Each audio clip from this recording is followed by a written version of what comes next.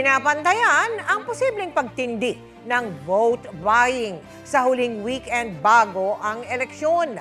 Sa Lunes na ang botohan, pero may mga inilalabas pa ring desisyon sa mga petition for disqualification. Nakatutok si Sandra Aguinaldo. 3 araw bago mag-eleksyon, may ilang babala at paalala ang COMELEC. Lalo't ilang huling araw bago mag-eleksyon ay inaasahang magiging mas matindi ang pamimili ng boto. Sabado, Linggo at madaling araw ng Lunes. Pinaka-crucial po yan. Ang pamimili ng boto, dyan po mangyayari.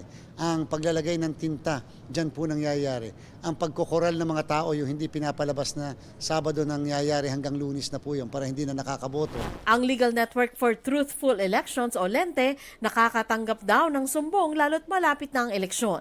Meron mga kandidato na nagpapataasan ng kanilang ibibigay sa botante. Kaya siya mas malapit sa araw ng eleksyon kasi ito yung panahon na gusto mong ma-assure ka na ikaw yung huling maiisip ng mga botante pag sila ay pupunta na sa mga eskwelahan para bumoto. Kaya nakabantay ngayon ang mga kumpanya ng mga e-wallet sa posibleng vote buying online. Panawagan ng COMELEC, huwag tanggapin ng mga botante ang pera at magmatyag.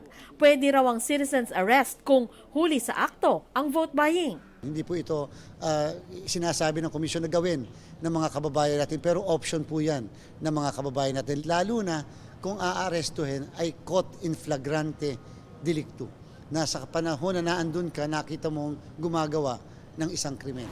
Hanggang bukas na lang pwedeng mangampanya ang mga kandidato at pagsapit naman po ng 12:01 ng madaling araw ng May 11 sa linggo po yan ay ipapatupad ng COMELEC ang liquor ban. Ibig sabihin, bawal na po muna ang mga alak at iba pang alcoholic drinks. Sa Quezon City, abalang-abala ang COMELEC sa pagdadala ng election forms at supplies. Sabi pa ng COMELEC, tapos na ang distribution ng mga makina at balota. 100% kaming prepared. Pero as we go on, as we approach the election by Monday, siyempre kinakailangan lagi pong titingnan, baka merong nami-miss pa na ibang bagay. Samantala, kinatigan ng COMELEC and Bank ang naunang desisyon ng First Division na dapat i-disqualify si Quezon Congressional Candidate Erwin Florido. Inireklamo siya ng ilang naimbitahan umano sa isang pagtitipon sa pamamigay ng t-shirt at sobrang may lamang 1,000 piso. Hindi pinagbigyan ng apela ni Florido sa COMELEC and Bank at ang paliwanag na cash advance ito ng campaign staff at volunteers na kailangan nilang i-account o isauli kung hindi nagamit. Ayon sa COMELEC, pwede pa naman dumulog sa Supreme Court si Florido.